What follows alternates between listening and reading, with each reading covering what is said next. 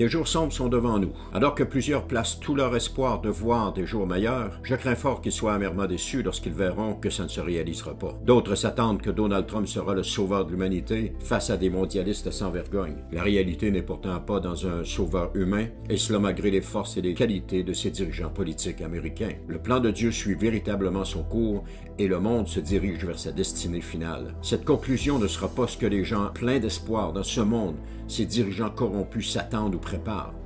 Le plan de Dieu est écrit depuis plusieurs millénaires et il n'est pas caché pour personne. Il est écrit dans un livre que nous appelons la Bible.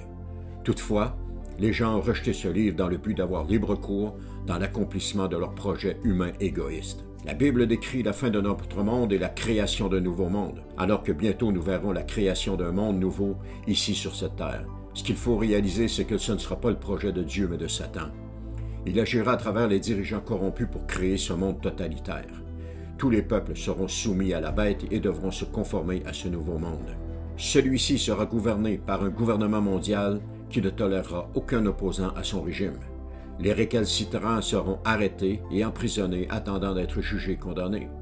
Pour les chrétiens, les disciples du Seigneur Jésus ou encore l'Église, ce ne sera pas une belle période. À ce moment, la persécution va prendre de l'ampleur contre les croyants. Il nous est dit que la bête leur fera la guerre. Pire encore, elle les vaincra, ce qui signifie que ce sera des temps de grande souffrance. De plus, cette persécution se fera également par des gens que nous avons connus et aimés, et qui vont se retourner contre nous.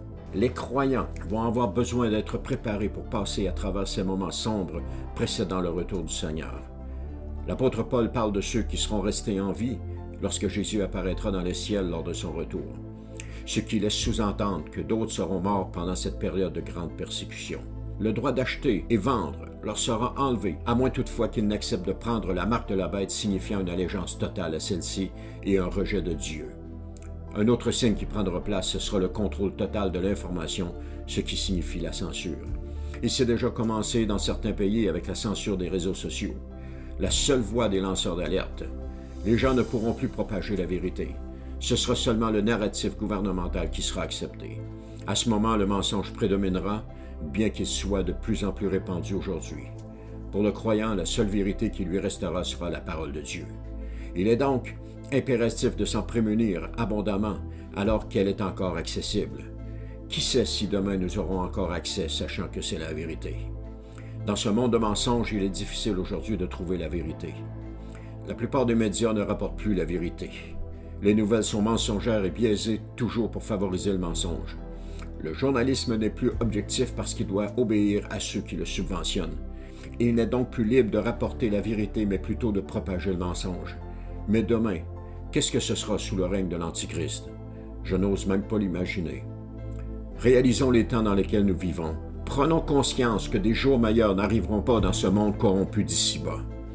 En étant croyants, il nous faut nous préparer à affronter le monde de demain. Un monde de mensonges et de demi-vérité. C'est le temps de revenir à la parole de Dieu. C'est aujourd'hui la seule source de vérité qui existe. Et ce sera demain la seule source de vérité qui existera. Ne perdons plus de temps et retournons à la parole de Dieu pour puiser les forces afin d'être en mesure d'affronter les événements qui vont bientôt se dresser contre les chrétiens. Fixons nos yeux sur la récompense, qu'est la vie éternelle, et attendons avec patience le retour du Seigneur Jésus.